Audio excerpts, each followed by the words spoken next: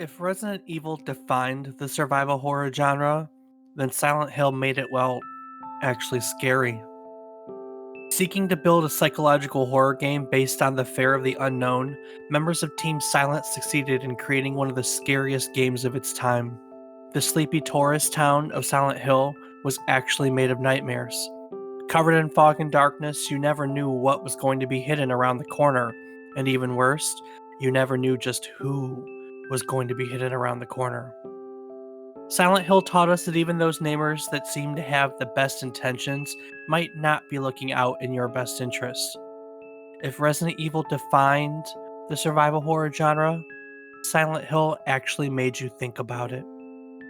Today, we'll be heading back to February of 1999 to look back at Konami's Silent Hill, discuss its development, and the themes around its design. We'll take a quiz around haunted locations and discuss whether or not we've been so scared that we've had to quit playing a video game. Join us as we head into the fog and darkness on today's trip down memory card lane.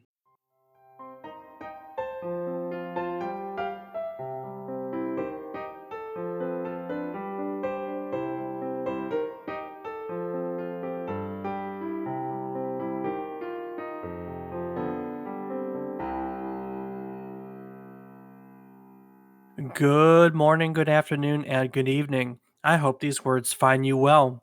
Hello, and welcome to the 26th episode of our Video Game Nostalgia Podcast, A Trip Down Memory Card Lane. Each week, we take a look back at the current week in gaming history. We pick a release from somewhere in its depths. We talk a little bit about it. Getting tongue-tied already. Not a good sign.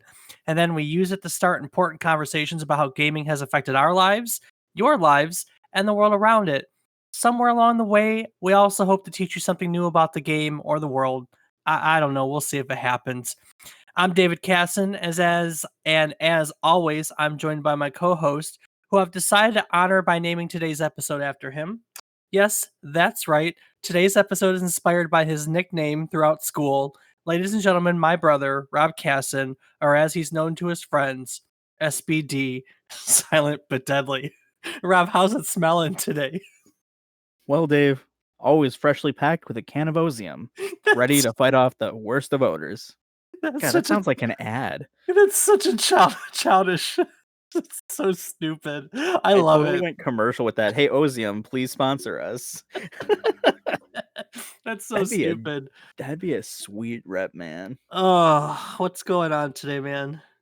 Not a whole lot, just ready to talk some Silent Hill. You How ready to about you? talk some? Yeah, definitely ready to talk some Silent Hill. So, happy 35th birthday to Zelda, though. That's also this week. We should have done Zelda, but Yeah, swing and a miss on that one, Dave. You set nah. the calendar. I know. Oh well, everyone else is doing Zelda. We'll do Silent Hill. So, February 23rd, 1999, Silent Hill was released to North American audiences for the PlayStation 1. It would be later released on the PlayStation Network in 2009 during the PS3 and PSP era. And as a fun side note, in 2001, there was a visual novel version of this game called Play Novel Silent Hill released for the Game Boy Advanced. Can you imagine like just a flipbook version of this game? No. That, that's interesting. I didn't know that was a thing. Yeah. Including this adaptation, a mobile game, some remake collections, and the latest failure in the series, PT, or success depending on who you ask. There have been 18 releases in the Silent Hill series. It's also spawned 2 films and a number of manga alongside some light novels. Needless to say, Silent Hill is a thing. It's considered a survival horror game, and alongside Resident Evil, the two of them cemented survival horror as a definitive genre. Is that fair to say? That it is. But unlike Resident Evil, which was pre-rendered environments, Silent Hill rendered its 3D environments in real time. That's very true. It did. It's not the first survival horror game to do so, though. That title falls to a sci-fi survival horror game called Overblood that nobody remembers. And there's a lot of debate over just how horror it is because it's more sci-fi than the scares. But technically, it was still the first to have 3D rendered environments. Silent Hill still is Resident Evil and Silent Hill are still the games that everyone uses to judge this genre with, though. So I've never even really heard of Overblood. Never played it. Don't know much about it. How about you? Yeah, that's the first I've heard of it. Yeah, exactly. So before we get to the game itself, I want to talk about how we got here because nothing about the development of Silent Hill was ordinary, and there was always going to be a chance that we wouldn't be here talking about it as it pretty much came close to never existing. Development of this game started way back in December of 96. Team Silent was a group of staff members within the Konami Computer Entertainment Tokyo studio. Um, Konami wanted to produce a game that would be successful in the United States. Where have we heard that before? Capcom did the same thing with Devil May Cry, didn't they? That they did, Dave. So, uh, in order for Konami here to produce a successful game, they wanted to try something different, I guess, a different development style.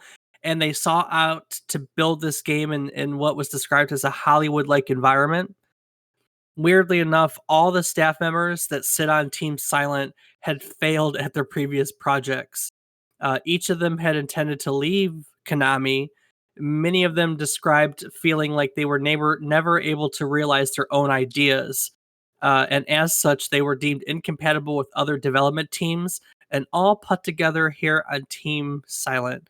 So basically, we have a game that was the rejects. I mean, let's be honest here. It was the rejects of the company, people that couldn't work with other play nice with others that they were going to leave anyways, and they're like, "Hey, come work on a game here." I don't understand the logic. You got anything for me?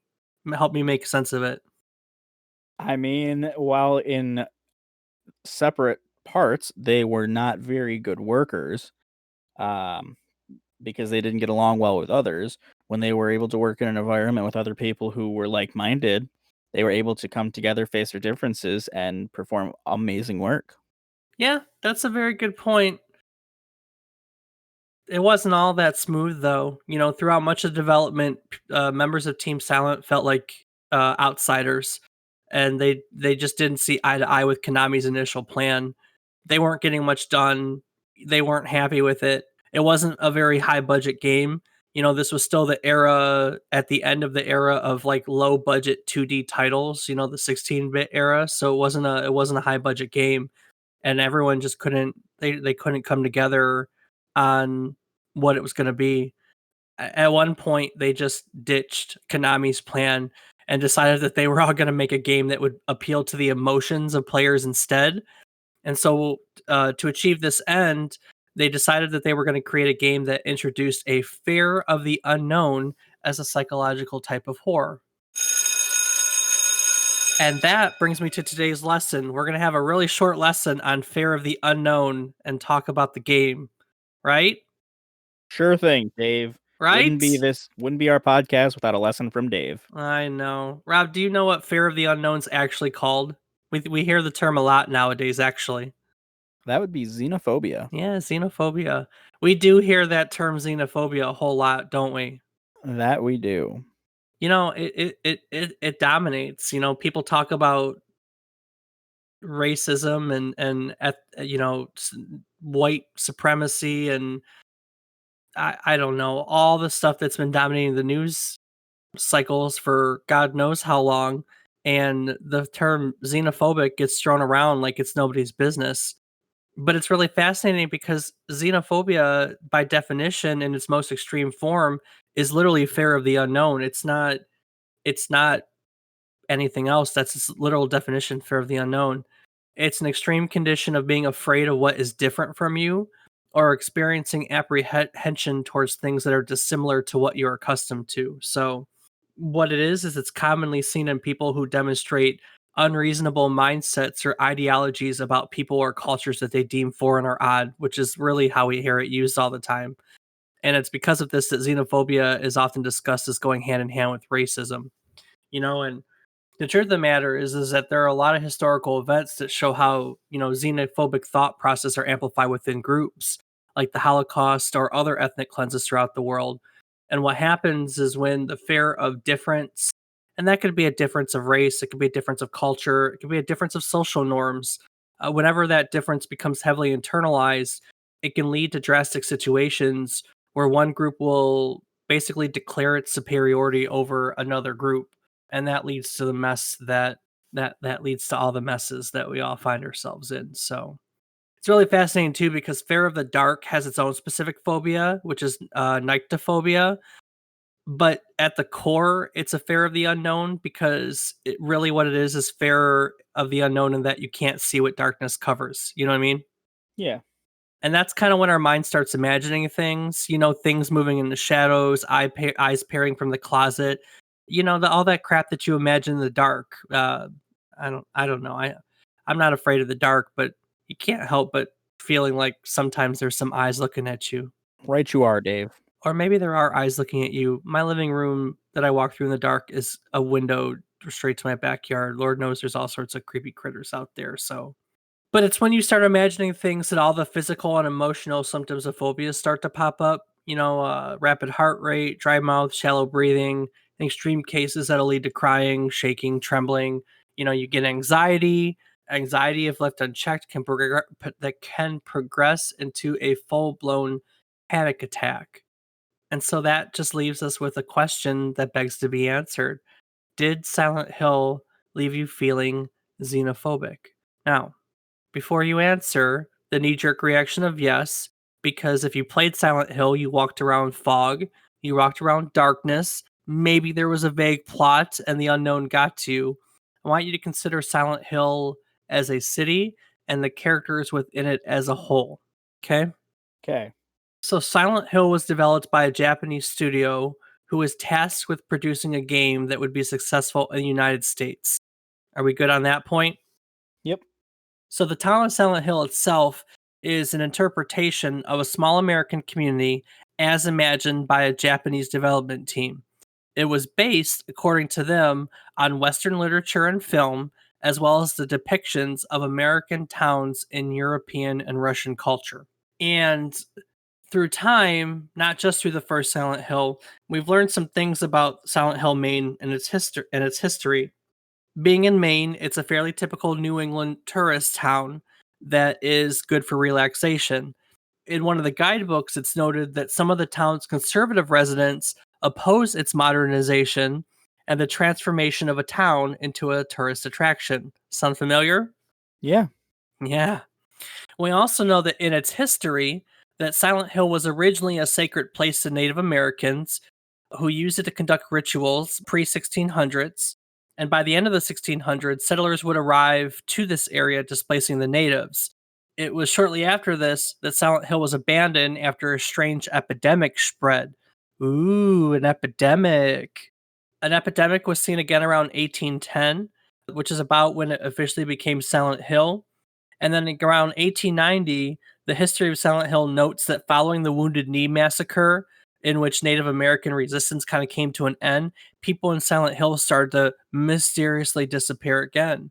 And so what you have is the history of Silent Hill as told from the obviously development perspective that is basically this weird history of bad things happen to natives, bad things happen to the town. And so it's essentially the same thing where you have a group of people that are, I guess, just like xenophobic, right? They're xenophobic of a native people. They don't like it. And it's easy to make the correlation, right? Because things keep happening, you know? Uh Mhm. that's fair, right? Things keep happening. I don't know what else to say about it. Things keep happening, right? Right you are. So, as Silent Hill goes into the 20th century, that's where we saw the rise of the Order, okay? And the Order are the main bad guys of the Silent Hill series. And basically, they're a religious doomsday cult. They believe that they are the one true faith and one true religion, and that all other religions on planet Earth are deceptions and false lies. Also sound familiar? Sure does. I mean, when we talked about Devil May Cry, we talked about how on point Devil May Cry is with what's going on, in the world. But it almost feels like here, like we're just looking at themes that occur over and over and over again. And yeah, here we are, Silent Hill, the Order. believing that they're the one true faith and everyone else is just lying. It's fake news, Rob. Fake news. Sure is, Dave. So the order has its own set of holy books and scriptures that they claim is the word of God. These writings are true to them, and their one goal is to usher in the apocalypse and to deliver the faithful to paradise.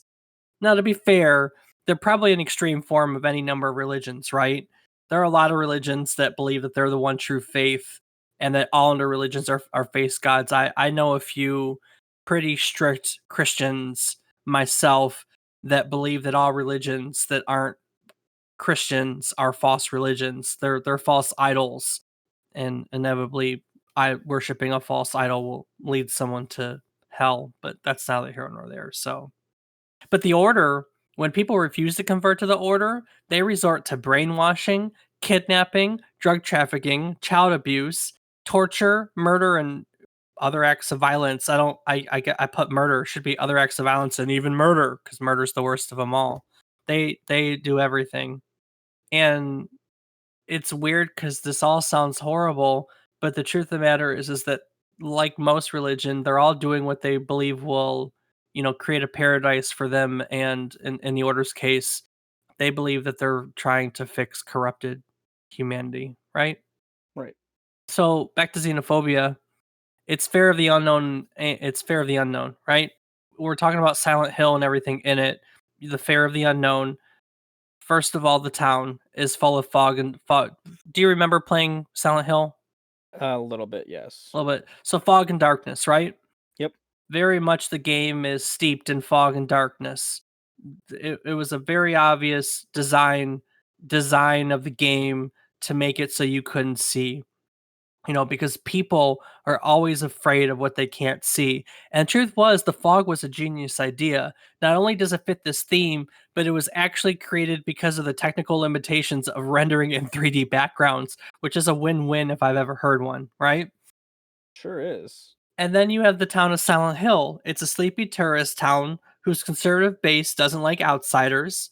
So you have them faring groups that are unlike themselves, which like we talked about, that's a concept that's been amplified so much in society today.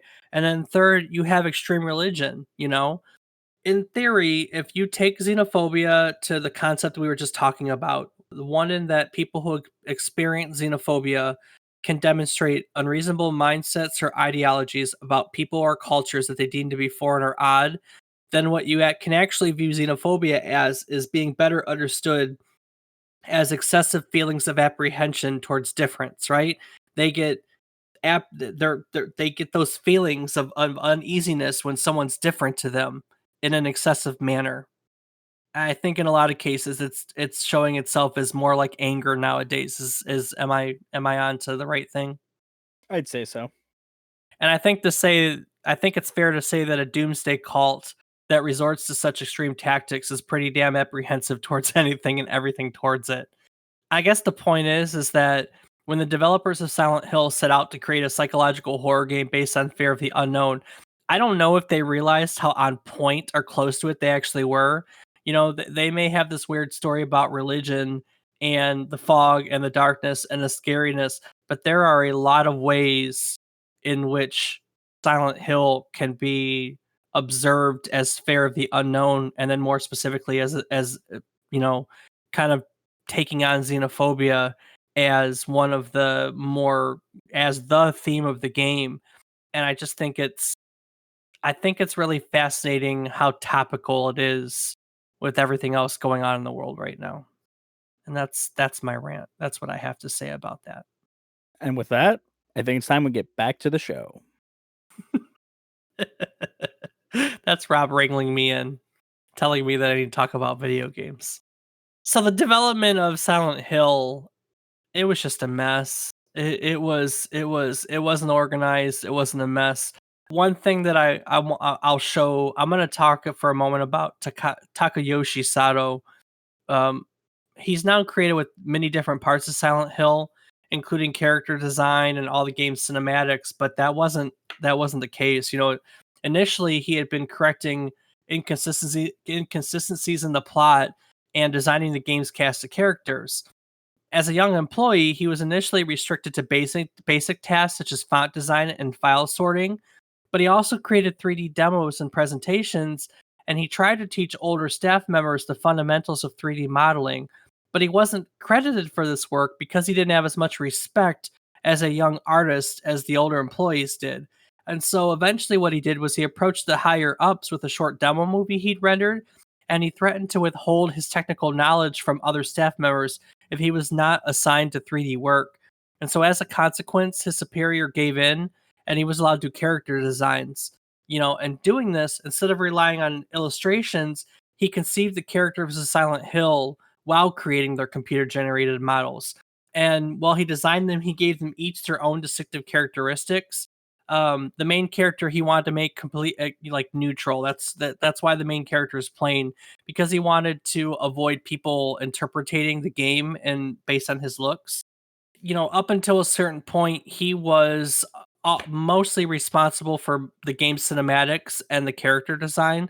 But even at that point, his superior still didn't want to fully credit his work, and they had intended to assign him a visual supervisor to take that credit away from him. To prevent this from happening, Sato volunteered to create the full motion videos of Silent Hill by himself.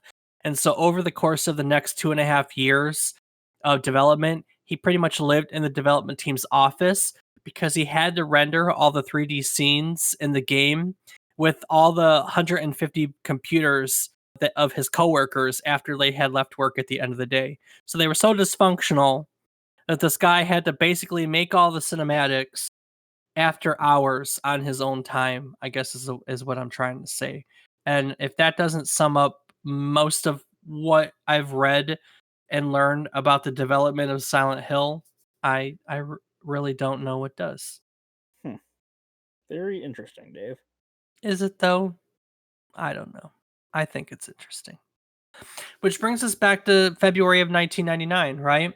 Silent Hill is released to the world in all its glory, and all anyone wants to do is compare it to Resident Evil.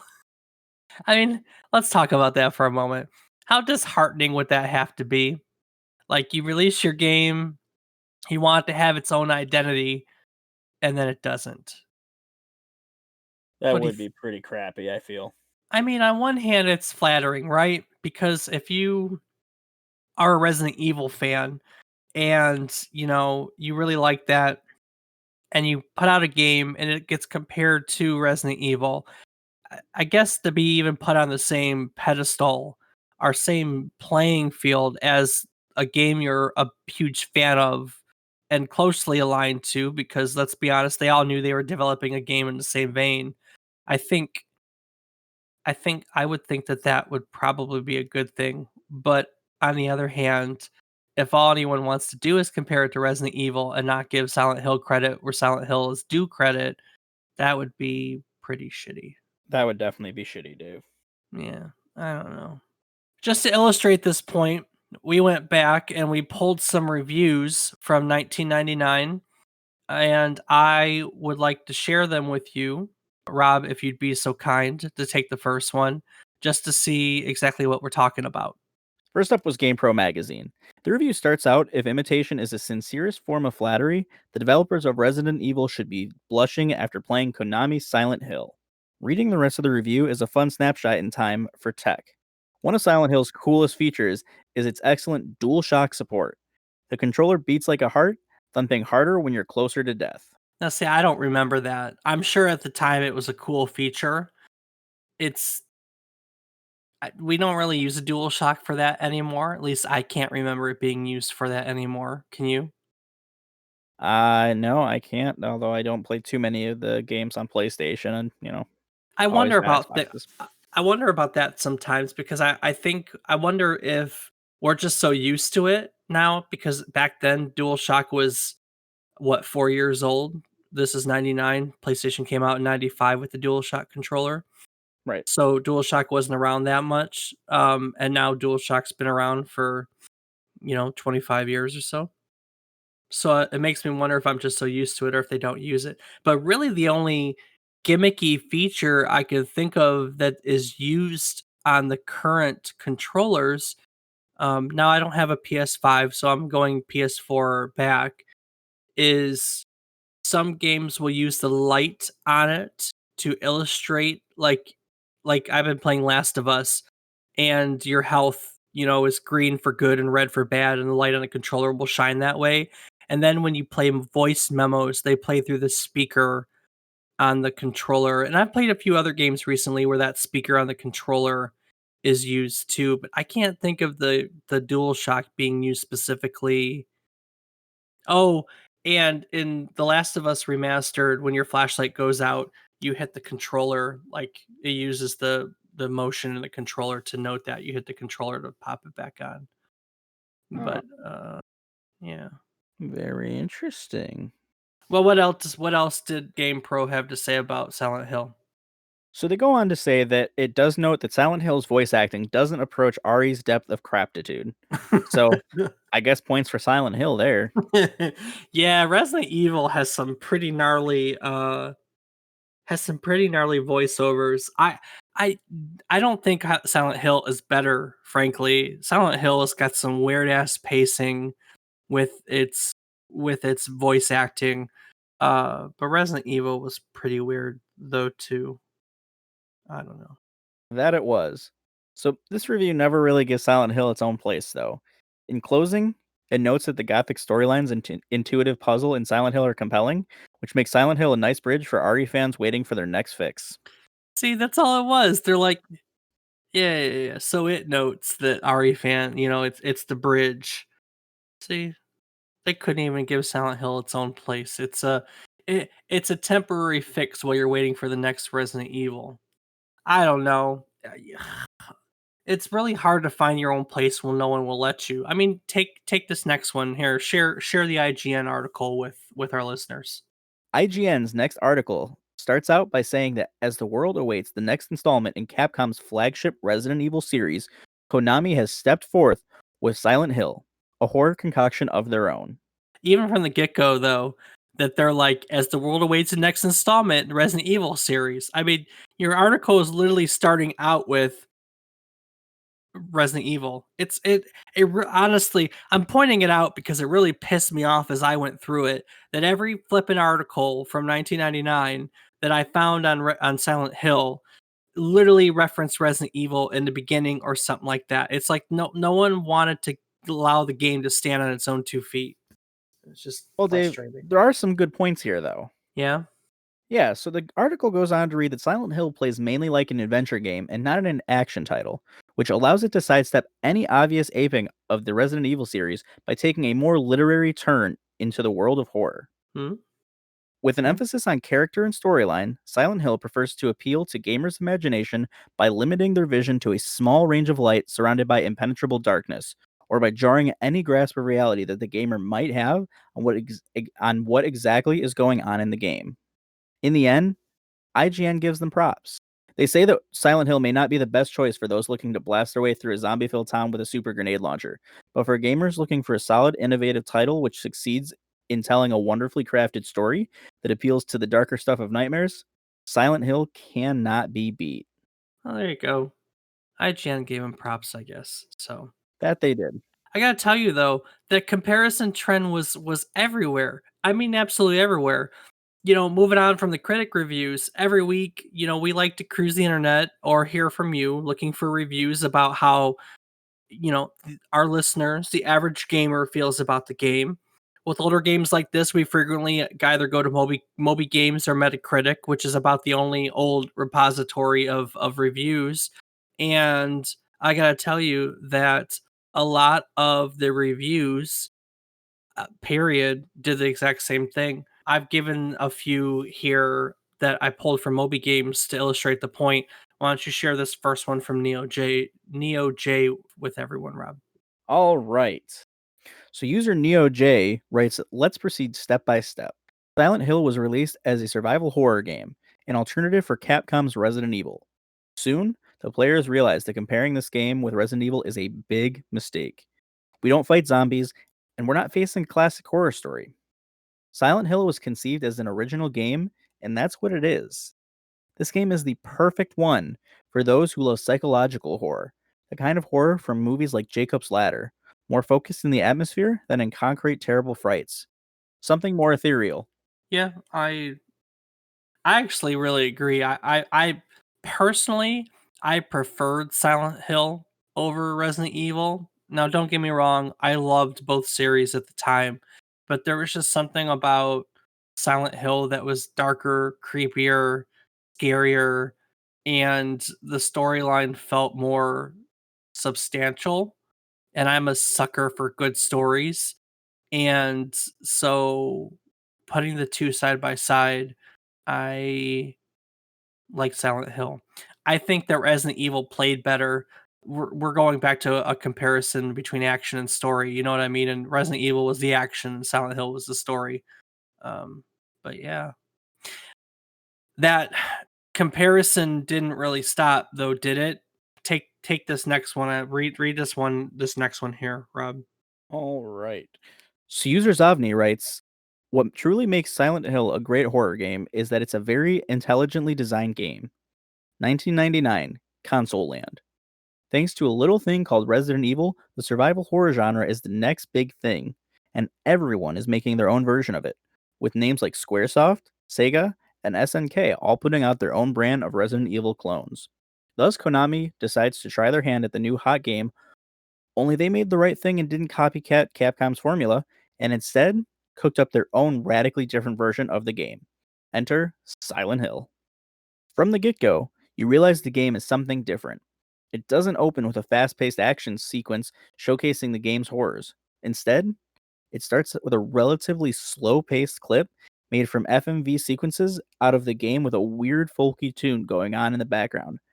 Obviously, this is going to be a different story. Yeah, yeah, I think that's true.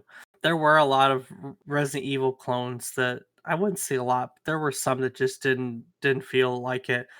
I don't know. So even in passing, it's brought up. This next one from Indra was here, and if I'm not mistaken, we've read reviews from Indra was here before because that name just sounds familiar on Bobby.com's. Indra writes, "Whatever you do, don't play this game alone. Not because it's scary as hell, but because you need someone to give you CPR when you have a sudden heart attack." Seriously, most horror games rely on sudden surprises like Resident Evil. Silent Hill, on the other hand, is like the movie Blair Witch Project, where the overall game itself is creepy. Everything is misty and mysterious, and it makes you want to cuddle up somewhere warm with a lot of blankets. Yep, this is the type of game where even the audience needs a place to hide, which is why I could barely continue the game for more than several hours due to a lack of moral support and failing morals, and turning the volume down didn't seem to help either. Oh, I mean, all in all, people really like this game, right? On Metacritic, the critic review has it at 86, and the user rating is an 8.9. And since everyone else wants to get on the RE comparison bandwagon, I'll do that here. Before I do so, though, I'd like to point out that in case you didn't know, Resident Evil was released to North American audiences on March 30th of 1996, which means that in about 4 episodes on March 25th, we're going to be covering the original Resident Evil. So join us then if you'd like to learn about it. But I will tell you that compared to Silent Hill's 86 and 8.9, Resident Evil got a 91 and a 9.1. And I'd say that that's pretty damn close in the eyes of the general gaming population. I think nowadays they'd be looked at about in the same vein, frankly, with those kind of scores. What do you think? Yeah, I would say you're right. Yeah. Well, we've learned about xenophobia. We've covered development. We've covered what critics thought. We've covered what you, our listeners, have thought. And now it's time to take a look back on what we think about Silent Hill.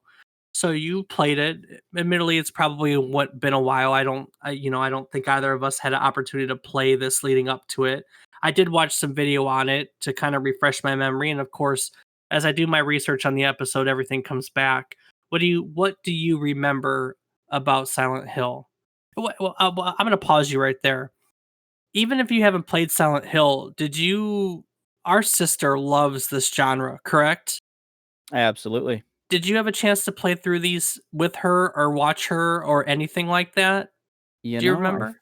feel like that's why I had my knowledge of the original game, but I don't know. No? We didn't really do a whole lot of gaming together. No, I can't say that we did. So what do you remember about Silent Hill? I remember just walking around in the darkness, not really knowing where to go, what to do. It was kind of just, walking around, especially starting out in the mist and just kind of like exploring and trying to figure out what you have to do. Do you remember Um, the enemies? I vaguely remember them. I remember the other world. Like when you got to the other world, everything was rusty and decrepit and worn Yep. down. And then you did that in the hospital, and I remember getting scared to pieces with the freaking nurses. The The nu- nurses, yeah, absolutely. and every time I think about Silent Hill, I think about the Pyramid Head guys. But truth is, those weren't in the first game; those didn't come to the second game. And I think for me, the scariest one in the in Silent Hill were the nurses. And then there's the one nurse you meet who's alive, who ends up like not being alive. Like there's a scene in Silent Hill where she starts bleeding, like just blood is running down her face and she starts coming after you like with blood running down everywhere. I think her name was Lisa if I remember correctly. Yeah, that was just really creepy. And then I remember, so the whole concept of the story is that this cult's trying to cause a god to get reborn, and you're missing daughter and some other character, two halves of the god's soul, basically, and you're bringing them together to rebirth the god. And I just remember like, holy crap, my mind's blown. Here's teenage me who thinks this is the coolest thing ever with these twists and oh my god, it's the cult. Oh my god, it's a religion. Oh my god, they're gonna rebirth a god. That's oh my god, it's just More like, "Oh, there, God, Dave." yeah, oh their god. Oh their god with the seal of Metatron. Um Mhm. yeah, this was a creepy game and I really liked it. I remember liking and beating this one and then just being super excited for the second one. And I don't remember much of them past the second one, to be totally honest with you. I don't know what I played past the second one. I probably played the third one. I definitely don't remember anything past that. I didn't play any of the modern ones. Well, the modern one, they made one for the Wii, didn't they? It was like a reimagining of it's like a reimagining of the game. So, yeah, this was a lot of fun for me as a kid. That's for sure. I really enjoyed this one. I I absolutely agree, and this is probably the game that, got me into the horror genre and enjoying it as much as I do. Because Oh, it was definitely Resident Evil for me. We'll talk about Resident Evil, but Resident Evil is one of those games that when it landed, it was just like so. But this was a cool alternative to it, and they were very different games to me. I know that everyone's putting this in the same vein and comparing it to it and everything, but for me, they were. I don't think of them as the same game. Resident Evil is definitely more of an action game for me, and Silent Hill was more of a, like I said, a story, like a stealthy story game for me. So I don't know. All right. Well, anything else you want to talk about with when it comes to Silent Hill? mm, I think I'm all set, Dave. Well, I have a little quiz for you today. Your quiz. I was thinking. I know last week when we talked, I said I was gonna do horror monsters or real monsters type deal. But I was thinking that in this game, Silent Hill, the town itself is the monster. And so instead of characters, we're going to do horror locations. Okay. I've got 9 locations for you. And basically, you're going to tell me if it's from a video game or if it's a real location. That's it, plain and simple. You good with that? Sure thing. So the reason why I said 9 is because I led with an easy one for the first one, so you can start with a win. Silent Hill, Maine, real or game? Hmm. Real.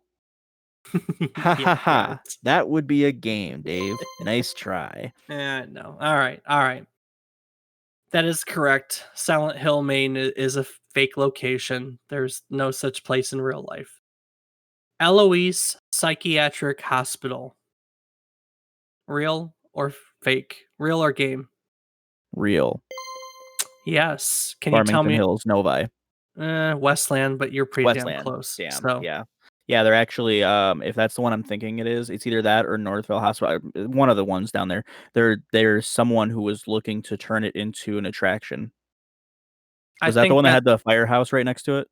No, mm, Eloise got torn down. That's right. yes, it did. Yeah, Eloise so it's a got different torn one. down. It's like Yeah, okay. it's like a strip mall and other stuff right now. So That's right. Okay, so yeah. all right. So Yeah, you I knew got that one. your Come on. you're 2 for 2. I toured that one. Okay. I mean, I never trespass. No, never trespass. Okay. Darkwater Island, just off the coast of Boston. Real or video game? That's real. Nope. Damn. There are many, many islands off the coast of Boston. It's a long list to be honest with you, but Darkwater Island is not among them. It is a game. It's a fictional island for the video game Call of Dead Cthulhu. Island. Call of Cthulhu. Oh, okay. Cthulhu. Call of Isn't that Cthulhu. Call of Cthulhu. So, all Cthulhu. right. Yeah, whatever. Chupacabra thingy. No, it's not the same thing, but you know. There's Next a winged one. beast with a face similar to that of Davy Jones. All And right. he's best friends with Eric Hartman. And he's best friends with Eric Hartman. That's right. Bright Falls, Washington. Real or video game? Real. Nope. Bright Falls, Washington is a fictional city that the game series Alan Wake takes place in. You ever played Alan Wake? Clearly not, Dave. That's a good series. So there's 2 of them, I think. Alan Wake and Alan Wake American Nightmare. Leeds Point, New Jersey. Real or video game? Real. Yes. Do you know its significance? Not a clue. It is the birthplace of the Jersey Devil. You know What? the Jersey Devil? Negative. Okay, you might want to look up the Jersey Devil. It's one of the things that nightmares are made of. How about the next one? Lafitte's Blacksmith Shop. Real or video game? That's a video game. For real? Have you been here before? Lafitte's Blacksmith Shop is a bar. It's on Bourbon Street. It's the bar. It's actually it's a legitimate blacksmith shop that that's been around forever. That they converted to a bar. It's still its original stone building and everything. It's lit. It's lit with candles. It's super cool. It's at the. I can't say that I remember that one, Dave, although I don't remember much of my trip to Bourbon Street. Okay. Well, that one's real and it's here in New Orleans. All right. Next location. Take a trip to Benoi, a lush tropical island resort destination off the eastern coast of Papua New Guinea. Real or video game? It's a video game. What's it from? Dead Island. Damn. I didn't know you played the Dead Island series? That was a total shot in the dark. Okay. Well, good job.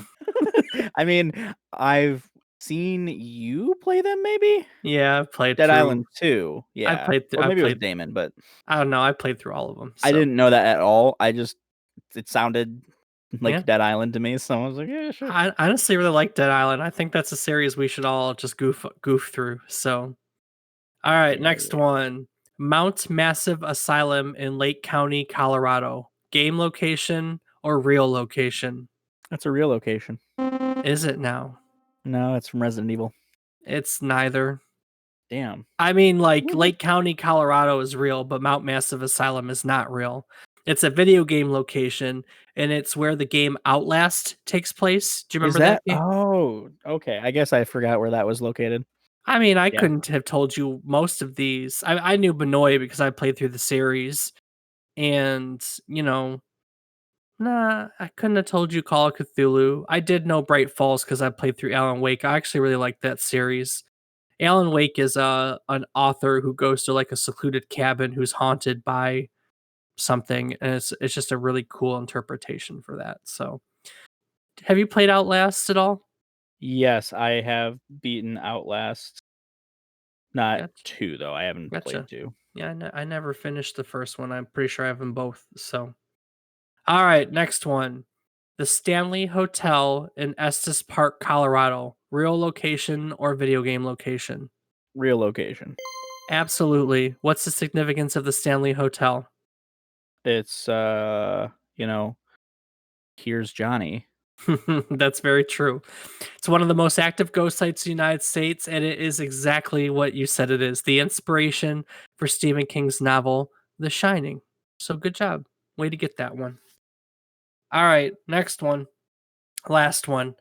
The Granite Orphanage in Romsdalen, Norway. Real location or video game location? Can you pronounce it one more time for me? The Granite Orphanage in Romsdalen, Norway. I'm still in Norway. That is a real location. Romsdalen, Norway is a real location. I'll give you that much. Granite Orphanage, do you think it's real? No, that's a fake one. That's a made up. That's a video game. That's a video game. Yes. Yes, yes, yes, yes, yes, yes. It's from a video game series well known to this genre called Clock Tower, which I'm gonna. You've probably never played a Clock Tower game, have you? Negative. Yeah, it's a weird series. So, well, there you go. You got most of them. So, I got like some of congratulations. them. I'm gonna give you most of them.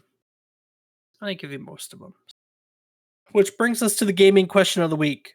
And while we're talking about frightening video games, I want to know, was there any video game that has scared you so much that you just had to put it down? What do you got? Hmm. You know, I do have to say that there were times playing Outlast where I just had to kind of stop playing and get back at it at a later time. And it wasn't so much just like it was so frightening. It was just like the jump scares in it were so damn good that I just needed some time before because I felt like I was gonna lose my heart. But Yeah, I don't know if I've ever had to put down a game, like straight up put down a game, but like I remember when I was playing through the latest Resident Evil, the one that takes place here in Louisiana, that one creeped the shit out of me and I just couldn't sometimes. I'm like, it wasn't so much a put it down as I'm not in the mood to deal with that in any way, shape, or form. right. um But growing up, I don't really know if there were like video games that scared me. I was thinking about horror games I liked, and um, I remember when I was younger, there was a pair of like puzzle games on the computer called The Seventh Guest and 11th Hour, and I remember liking those a whole lot. That they were horror games, not survival horror; they were puzzle horror games. I remember the Fear series. The first time I ever played it, the jump scares that it has when the chick, I can't remember her name, Alda? I think her name is Alda, when she jumps out at you. I remember those, but, I can't really think of games that I had to put down. I'm sure that if I ever played those, Five Nights at Freddy games, I'd probably lose my shit because jump scares and me don't get along, but I've never bothered to play one of those, to be honest with you. Same thing with Slender Man, never I bothered. did the Slender Man game, and that wasn't that bad. I will say, thinking back, I can't say any game recently has done that. Any game since I've become a little less afraid of the horror genre. But I will say that when I was younger, I remember a time you were at your apartment in college that I played, I believe it was Doom 3. Oh, yeah, Doom 3 was a good horror game. It terrified me. And, I loaded up on the computer and I started playing it. And, 10 minutes, 20, 15 minutes in, I just jump scare after jump scare. I had to put it down. I, you know, since then, I can't think of any game I mean, I guess Outlast is the same way, but that was probably the first one that I can remember ever doing that to me. Yeah, I don't know if I have any horror games, like recent horror games. Oh, we play Phasmophobia. Ooh. Phasmophobia makes me jump. Uh, Phasmophobia definitely makes me jump, although I've gotten to a point where I kind of just have fun with it. It doesn't really cause anxiety because it's I don't know. It feels like a different type of game after a certain point for me. yeah, well, I mean, Phasmophobia is more like, holy shit, get the fuck out of there, run, run, run. Yeah. It's not much of anything. So, that game is creepy. But as for other modern horror games, I play another survivor horror game called The Forest, which I really like, which is really super creepy because the bad guys in the game are like island dwelling cannibals, and they creep through the forest at night, and it's really creepy at first and scary, but after you learn them and after you learn them, it's not so much. You know what I mean? Right. So I really like that game. Don't we have to still play through that one? Isn't that on our list? Yeah, I was waiting till I got a VR Yeah. Yeah, I know. because I think that game on VR would be sweet. Yeah. I still want to play No Man's Sky on VR. I think that would be awesome, frankly. I think so too. Yeah. So that's horror games. Anything you want to add about Silent Hill or add to the conversation about scary games? It's not everyone's cup of tea, so I'll understand if you don't want to play them. But if you like them, Silent Hill's a great game series to get into. Give it a try. Yeah, if Let you us know like what you think. yeah, if you like weird stories, it's a weird story, ain't it? It's a really weird story. Absolutely, it is. Rob, if they wanted to tell us what they thought about the game, where could they go? You motherfucker! I was trying to set you up for that. Yeah. Well, Dave, you can find. Well, Dave, they can be found at memorycardlane.com. There, you can find calendars for our shows, show notes, some of our old episode, as well as links to our Discord and our Patreon. Say, Dave, what's this all about Patreon? Well, if you would like to support our little podcast, you can do so on Patreon for only $2 a month. We really just put the money back into, our podcast and tools to make our podcast better. It's $2 a month. Come do it.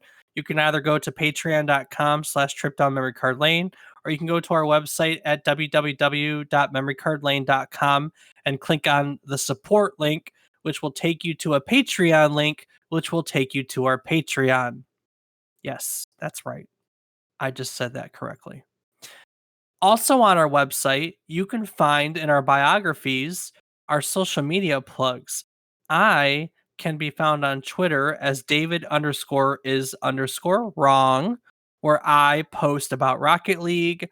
I have gaming memes. I wish video games a happy birthday and just talk about, video game history. No, nothing fancy. Rob, what are you doing on social media these days? Well, Dave, I can be found streaming on twitch.tv/FATBOIRIPZ. Nice. Well, I think that'll about sum it up for today's episode. Is there anything that you'd like to add? Well, Dave, can't be one of our episodes without saying thank you to all of our listeners. We really appreciate it.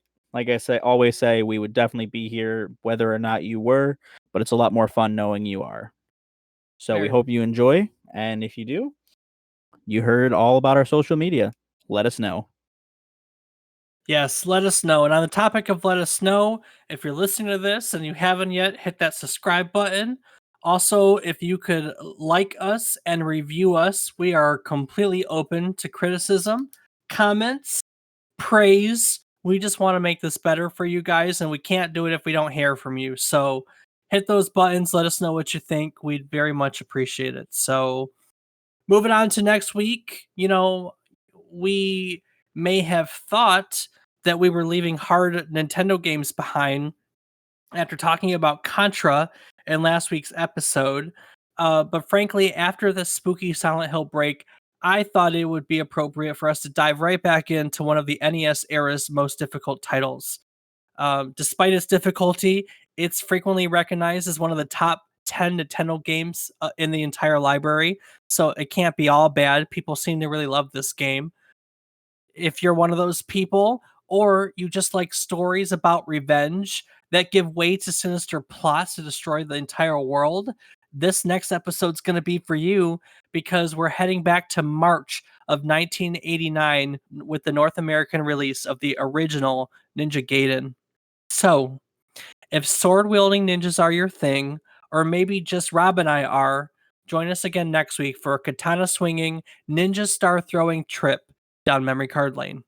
Do up up up, do up up up up.